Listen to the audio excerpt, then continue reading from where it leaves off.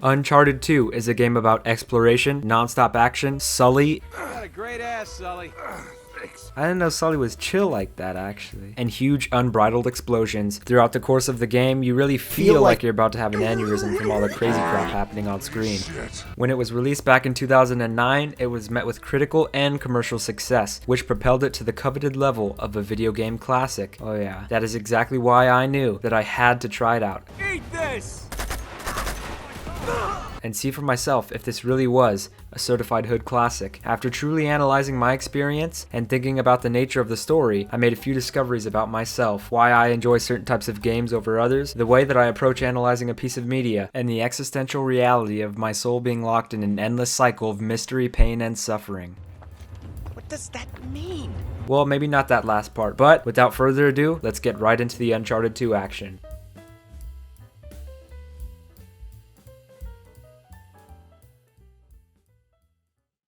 So I have had Uncharted 2 for a seriously long time, as it would just sit at the very bottom of my PlayStation games library because my console originally came bundled with the Nathan Drake collection. Long ago, I tried the first game and got about halfway through when I decided to quit playing because the game was way too boring and way too difficult. I dreaded the combat, I hated how the game's story felt like the bare minimum, and most of all, I just wanted to play Batman Arkham Knight instead, as that was the game that I was obsessed with at that time. Uncharted 1 just felt like a mess that was not really worth my time, and I just assumed that the other two games in the bundle were sure to be exactly the same, as they are in the same trilogy of games. Recently I have decided to play Uncharted 1 and even made a video on it for my channel. All these years later I discovered that, well, I was right. The game is just straight ass. I could complain about this game all day, but I'll just boil it down to a few points. The gameplay is terrible and dated, the story is cliche and bare bones, no classic Uncharted set pieces, boring in my opinion characters, of course other than our boy Eddie, but going into Uncharted 2 I knew that things would be different because all these years later after I first got my PS4, I had heard a lot of great things about the Uncharted series, and specifically about Uncharted 2. Crank the difficulty of destruction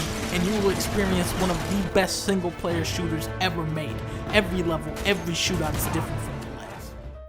Some of my favorite games of all time have been Red Dead Redemption 2, God of War 2018, and GTA 5. I love each of these games for different reasons. I love Red Dead 2's breathtaking open world, I love God of War's deeply personal storytelling and character development, and I love the memes of GTA 5. A game with an amazing story and lackluster gameplay is definitely preferred over an experience with almost no story, but excellent gameplay in my eyes. I like to experience a story, think about it later, and truly take away lessons from that piece of fiction. I like to feel that my entertainment has truly affected me in a positive way, that reading Berserk for hours every night is not just a waste of my time, but a way for me to enjoy experiencing a deeper story that will teach me important lessons and grant me insight into the philosophy of the author. At the end of the day, having an amazing time boxing people up in Fortnite is not going to have the same impact as sitting down and experiencing the story of The Last of Us. Now, I'm not saying there's anything wrong with wanting to play a game with awesome gameplay and crazy explosions. I'm just saying that, in my opinion, a good story holds much more value than crazy gameplay or mechanics. Uncharted 2's story gets the job done. It ties together all the cinematic gunfights and scenes in a way that makes sense. But that's the problem. The story is not meant to be looked at too deeply. It's meant to be filler that is just thrown away after the credits roll. This is exactly why, after it only being about a week later, I can only recall the important parts of the story. I couldn't tell you why I was on a badass train shootout, or why I was in a collapsing building, or why I'm rushing across a giant dilapidated bridge, or why I'm fighting a bald Russian man who just got done downing divine G fuel from the sweet, sweet sap of the great gamer tree. You get the point. A lot happens in this game, a lot of things that are just plain cool. And I'm honestly here for it, even if it drags down the story a couple notches. Sometimes you just have to realize that for a game like this, the story shouldn't be perfect, because I think if it was, this game would be a whole lot more boring. It can often be hard to tell if Uncharted 2 is a story about romance, loyalty, or just a story about a goofy protagonist senselessly gunning down hordes of men like they're insects. It is honestly kind of weird that we're kind of made to just think that Nate is such a great and noble guy, yet at this point he's probably killed around an entire small town's population of people. This game does not really even acknowledge this at all, so I guess maybe we shouldn't look too deep into it either. The romance in this game is kind of strange in my opinion, for a plethora of reasons. Now keep in mind, I am no romance fiction expert. In fact, I have probably read read and consumed about half as many romance stories as I would bet most of you fanfic enjoyers have. Plus, I haven't talked to a member of the opposite gender in who knows how long, but from what I do know, I can tell that the romance in this game does not feel natural. I assume at the beginning of the game, Nate was with Chloe, then he had to go with Elena because she wanted to go with him after her cameraman died, and by the end of the game, he's running with both of them. It seems to be mostly professional when he's around Elena, and he only really talks to Chloe like they're a couple at the very beginning of the game. After this, Chloe seems to kind of betray Nate, but not really, and from that moment on, we're just kind of made to assume that the relationship is over. At the end of the game, all that we get to reunite Nate and Elena is a single weird exchange between Chloe and Nate that just kind of feels, again, unnatural. Do you love her?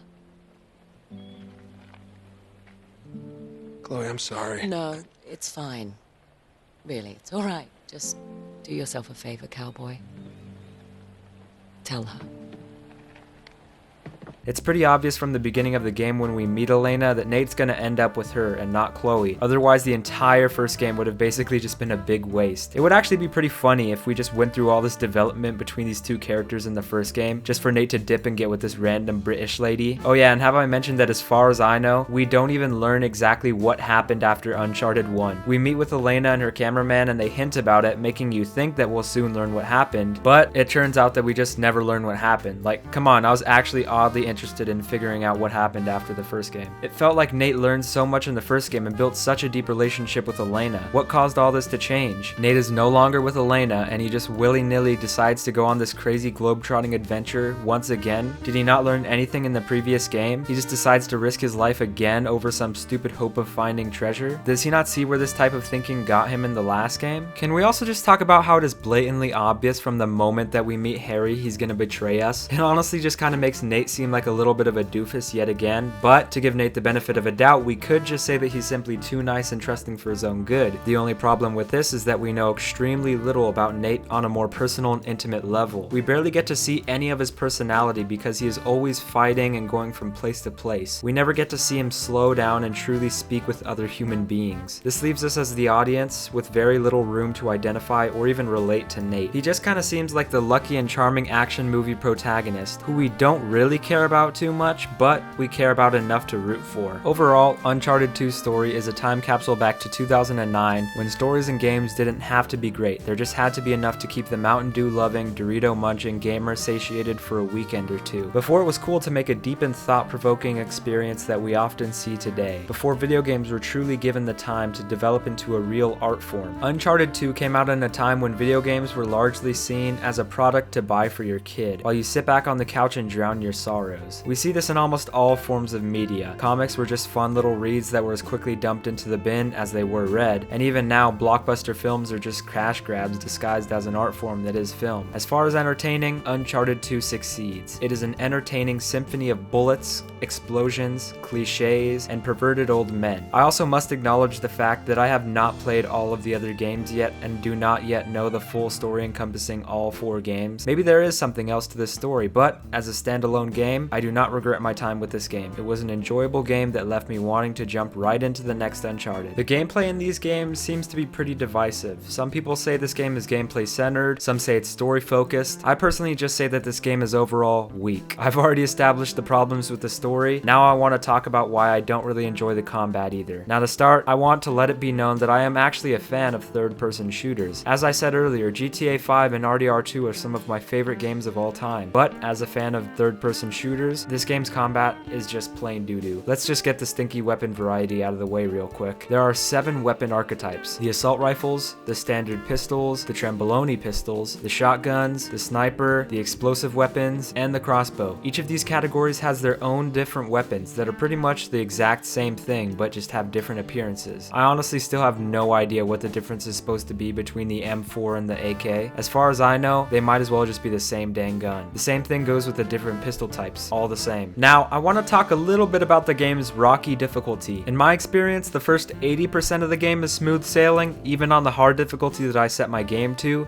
But that last 20%, that's what turns people crazy. In a fight at the end of the game, almost like a big FU, the game just randomly sends 2 minigun brutes, 3 guardians, and a bunch of armored shotgunners right after your ass. This part had me killed like at least 20 times. I would just immediately get ripped to absolute shreds by those overpowered minigun guys. I honestly couldn't even imagine playing this game on crushing difficulty. I think that it would genuinely be one of the most frustrating gaming experiences that anybody could have. I'm definitely going to have to disagree with Bunky on this one. If I honestly had to describe Uncharted 2 in one word, I would say aged. The gameplay and story failed to impress in the modern era, however, I could definitely see how they would be extremely impressive for the time. The only other game that I have really played from this year of gaming is Assassin's Creed 2, and in my opinion, Assassin's Creed 2 is much funner. Sure, some of the missions can definitely be a slog to get through, but I think that the story, mechanics, and sandbox style gameplay more than make up for that. I think that as one package, AC2's story is significantly better along with the gameplay. I genuinely felt interested in seeing what would happen to Desmond and Ezio. I learned to love them as characters, and I was able to put myself into their shoes. Nate is a great protagonist, sure, but he just isn't that relatable for most people, constantly globetrotting, scheming, and fighting. The games so far have not shown a more personal and deep side of Nate that is pivotal in any story to truly make the audience identify with the character. For this reason, I just don't really care too much about Nate yet.